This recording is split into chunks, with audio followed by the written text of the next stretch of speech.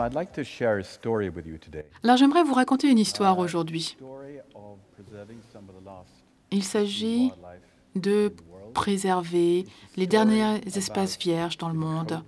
Il s'agit de pouvoir donner de l'espoir aux gens parmi les plus pauvres du monde et il s'agit de pouvoir accorder une valeur à la vie sauvage, aux terres sauvages. Alors ces dernières 30 années, j'ai contribué à la mise en place de réserves de protection de la vie sauvage et c'était une véritable révolution dans ce domaine. J'étais vraiment passionnée par la nature. Et bon, ce n'est pas quelque chose que j'ai toujours fait.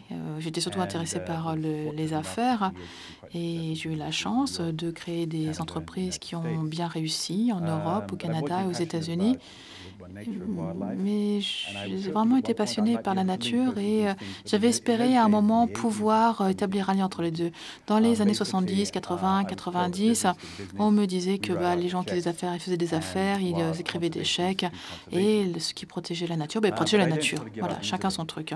Mais moi, je n'abandonne pas comme ça. Et dans les années 90, j'ai eu la chance d'être invitée à créer un nouveau type d'espace de conservation au Zimbabwe.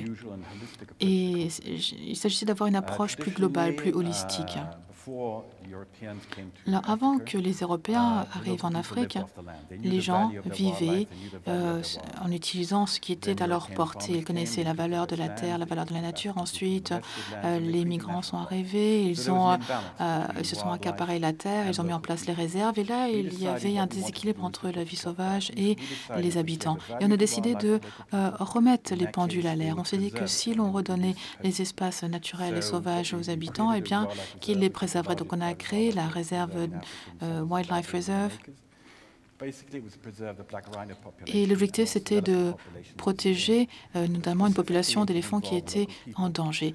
Mais on a surtout impliqué les locaux. Et pour que les locaux y voient un intérêt, il a fallu créer une certaine valeur et on a pu mettre en place une sorte de tourisme visant à protéger la nature. Donc on utilise les connaissances des locaux, ça attire les touristes, mais ce sont les locaux qui en retirent les bénéfices. Alors au début, on m'a dit que ça ne fonctionnerait pas, que les locaux, ils détruiraient tout. Eh bien non, pas du tout, ça a très bien réussi, ça a formidablement bien fonctionné. Dans mes autres entreprises, j'ai réussi à mettre en place une grande campagne médiatique dans le monde et très rapidement, les scientifiques ont commencé à s'intéresser à notre projet. Ils sont venus voir ce que nous faisions et ils se sont dit peut-être que c'est ça l'avenir finalement, peut-être que l'on devrait impliquer davantage les communautés locales. Donc le modèle fonctionnait, préservation, communauté et affaires, afin que ce soit durable. Donc j'ai également cherché un autre endroit où je pourrais appliquer ce modèle et un de mes amis qui vit au Mozambique m'a donné une idée. Alors, ça sortait d'une guerre civile pendant 30 ans. Et avant la guerre civile, les animaux sauvages abondaient. Mais après la guerre civile, ils avaient totalement disparu. Donc, ma femme et moi-même, donc Julie Garnier, qui travaille à la Société zoologique de Londres et qui est une spécialiste des rhinocéros noirs et d'autres animaux également, nous sommes allés dans le nord du Mozambique. Nous avons trouvé des éléphants. Nous avons également trouvé un trésor de biodiversité, un espace qui avait été totalement laissé intact. Et là, il y avait des locaux, et c'était les gens les plus pauvres dans le pays le plus pauvre du monde. Donc, il y avait un total déséquilibre entre la valeur incroyable de la biodiversité et la pauvreté de ces gens. Ce qu'on a fait, c'est qu'on a amené nos collègues scientifiques, on a discuté avec les agriculteurs locaux, on a parlé avec les pêcheurs locaux, et on a mis en place des projets de préservation qui pouvaient leur bénéficier. Et ça a vraiment bien fonctionné. Nous avons réussi à mettre en place le plus grand programme de protection des tortues marines en Afrique de l'Est. On a également un espace de protection de la zone marine. Nous avons également réussi à mettre en place des zones de protection des éléphants qui ont bien fonctionné aussi. Nous avons également créer des emplois dans des petits villages. Nous avons également en place un projet de tourisme sur une des îles. Et c'est Mandela qui a inauguré ce projet. Il croyait vraiment en ce que nous faisions. Et là, nous avons eu beaucoup de chance, les médias sont venus, ça nous a beaucoup aidé. Et il n'y avait pas de piscine, il n'y avait pas la clim, mais les gens, ils avaient vraiment envie de venir, ils aimaient ce luxe finalement d'être dans un espace vierge et de pouvoir être en contact avec des locaux. Il y a beaucoup de personnes qui sont venues également, donc ça c'était vraiment très intéressant. Et il y a beaucoup de gens puissants, des hommes d'affaires puissants, qui ont adoré notre modèle et ils m'ont dit, Chris, peut-être qu'on pourrait s'impliquer, parce que votre modèle, il est vraiment intéressant, peut-être qu'on pourrait faire les choses un peu différemment. Donc, affaires, les locaux et protection de la nature. Donc, moi, j'avais passé 20 ans en Afrique et beaucoup de choses avaient changé depuis le début de mes activités. Alors, par exemple, il y avait un changement de génération. Les consommateurs commençaient à changer leurs habitudes, ils s'intéressaient davantage à des entreprises qui avaient une utilisation durable des ressources, des entreprises qui s'intéressaient aux biens environnementaux, aux biens sociaux. Et il y a une nouvelle génération également, les générations du millénaire.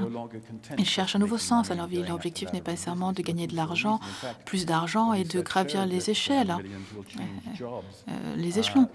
Et il y a beaucoup de personnes qui étaient prêtes à gagner moins d'argent et à condition de travailler pour une entreprise qui faisait les choses correctement, qui faisait les choses bien. Donc, une des premières entreprises que nous avons aidées, c'était un des plus grands groupes de santé animale du monde. Ils voulaient revoir leurs efforts de philanthropie, leur image. Et on a mis en place un programme qui s'appelait In One Health. Donc c'était santé animale, santé humaine et santé environnementale. On l'a fait dans une zone très intéressante. Lorsque Nelson Mandela est sorti de prison, il a adopté, tout de suite, il a appuyé